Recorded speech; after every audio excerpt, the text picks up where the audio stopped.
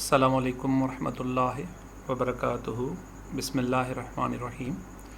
It's me Mukhtar Ahmed Somro, physics lecturer working at Government Boys Degree College, Larkana. Today we will study about the radiation detectors, kinds of detectors and their construction and working. First of all, nuclear radiation detectors. The devices which are used to detect the nuclear radiations are called radiation detectors. हम इन radiation detectors के ज़रिए से ये देखेंगे कि radiation को किस तरह से काउंट किया जाता है, देखा जाता है या मतलब उनकी जो महसूस है वो किस तरह से किया जाता है इलेक्ट्रॉनिकल डिवाइसेस की मदद से. There are different kinds of detectors. Some of them are Wilson cloud chamber, Geiger-Müller counter and solid state detector. These three kinds of detectors are discussed in our syntax book, hence we are discussing just these three kinds of detectors. Our first topic is Wilson cloud chamber. Wilson cloud chamber की जो practical appearance laboratories में मिलेगी वो कुछ इस तरह से बना हुआ होगा. आपको जब भी विल्सन क्लाउड चैम्बर देखना हो तो कुछ इस तरह से ही नज़र आएगा. अगर इसकी स्कीमेटिकल डायग्राम देखना है तो कुछ इस तरह से होंगे. इनकी कंस्ट्रक्शन में आ जाती हैं चीज़ें. सबसे पहले chamber is this one part.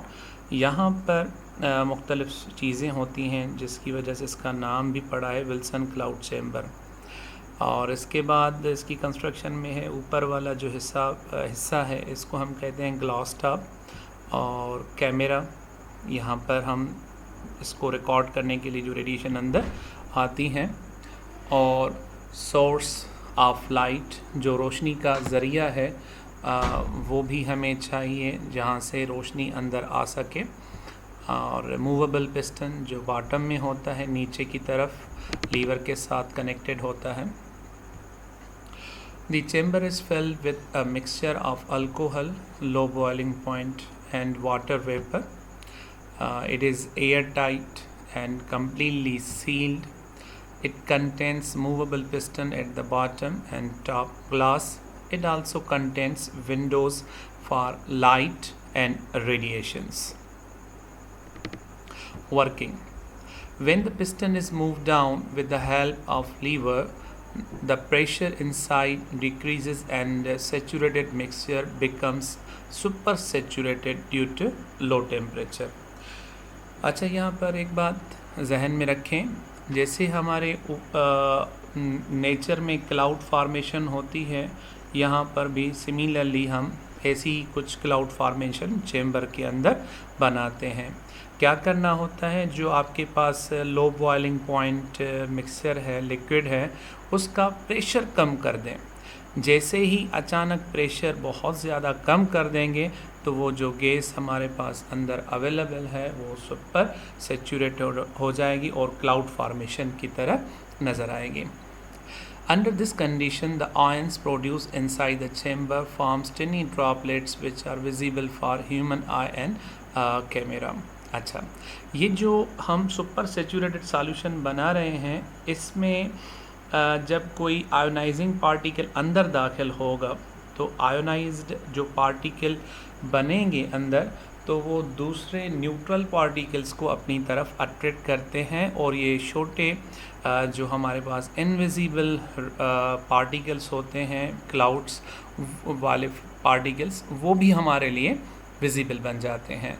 तो जैसे ही कोई आयन सोर्स मतलब जो अल्फ़ा बीटा गामा या कोई और रेडिएशन है वो अंदर चैम्बर में दाखिल होगी तो वो आयंस पैदा करेगी और आयंस से वो टिनी ड्रॉपलेट्स बनते हैं. वो ड्रॉपलेट्स एक लाइन में आ जाती हैं, ट्रेल्स बनाती हैं वो ट्रेल्स देखकर हम जान जाते हैं कि ये कौन सा पार्टिकल अंदर दाखिल हुआ है। To investigate any ionizing particle, we just mount the radiation source near the window. जैसे हमने कंस्ट्रक्शन में पढ़ा था कि हमारे पास दो विंडोज़ हैं, एक लाइट इनकमिंग के लिए और दूसरा आपकी जो रेडिएशन है उसके लिए। आपको जो रेडियो एक्टिव सोर्स है वो एक विंडो के नज़दीक रखना है। जो भी रेडिएशन होंगी वो ग्लास विंडो के ज़रिए से अंदर चेम्बर में आ जाती हैं। And an intense light beam is admitted through another window to eliminate the fog track. जो अंदर fog होगा उसका जो ट्रैक है वो एक लाइन में बन जाएगा, या अगर गामा पार्टिकल है तो वो छोटे डॉट्स बन जाते हैं।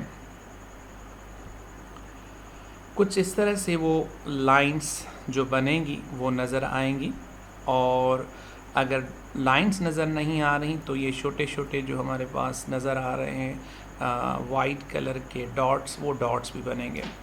अच्छा, यहाँ पर देखिए जो ट्रेल्स नज़र आ रही हैं हर तरफ जा रहे हैं, हर तरफ मूव कर रहे हैं।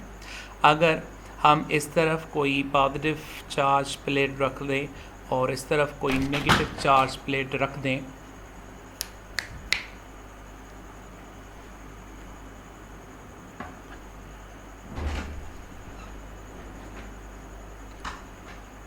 तो इनमें हमें क्या मिलेगा? ये जो हमारे पास डॉट्स बन रही हैं ये गामा, ये न्यूट्रल होंगी, वो सीधी मूव कर लेंगी, और जो पॉजिटिव हैं इसकी तरफ negative particle mean electron move कर लेंगे। और अगर यहाँ पर हम नेगेटिव रख रहे हैं तो अल्फ़ा पार्टिकल, बीटा जो प्रोटॉन्स हैं वो इस तरफ मूव कर लेंगे। तो जो पॉजिटिव पार्टिकल्स हैं वो एक तरफ चले जाएंगे, जो नेगेटिव पार्टिकल हैं वो दूसरी तरफ चले जाएंगे, और जो न्यूट्रॉन और हमारे पास गामा पार्टिकल है वो स्ट्रेट ही मूव कर लेंगे।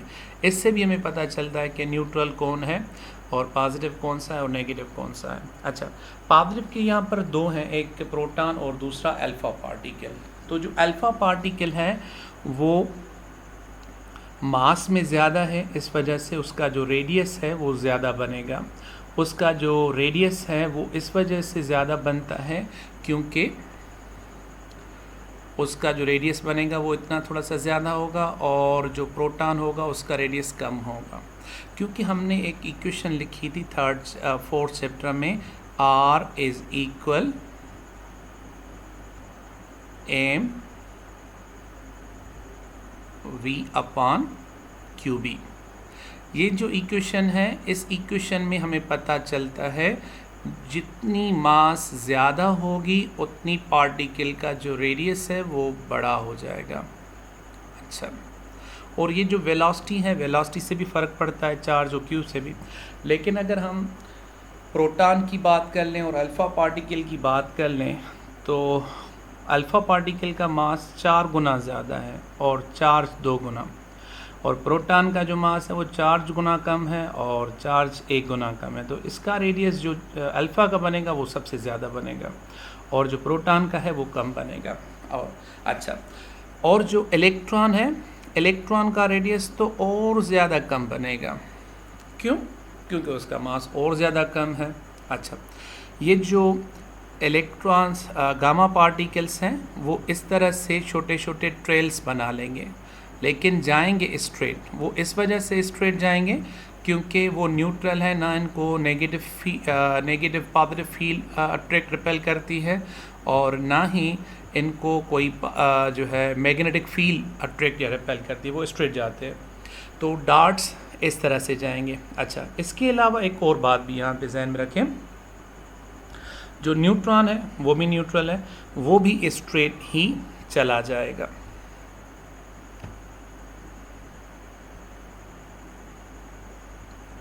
इसके बाद हम बात करेंगे इनके जो ट्रेल्स हमें मुख्तलिफ नज़र आते हैं वो कुछ इस तरह से भी नज़र आएंगे, अल्फ़ा, बीटा, गामा। तो इनकी ऑब्ज़र्वेशन जब हम ये लाइनें देखें तो पता चल जाएगा कि अल्फ़ा पार्टिकल है, ऐसी लाइंस देखें तो बीटा पार्टिकल, ऐसे पार्टिकल या डॉट्स देखें तो ये गामा रे को ही इंडिकेट करते हैं। अच्छा,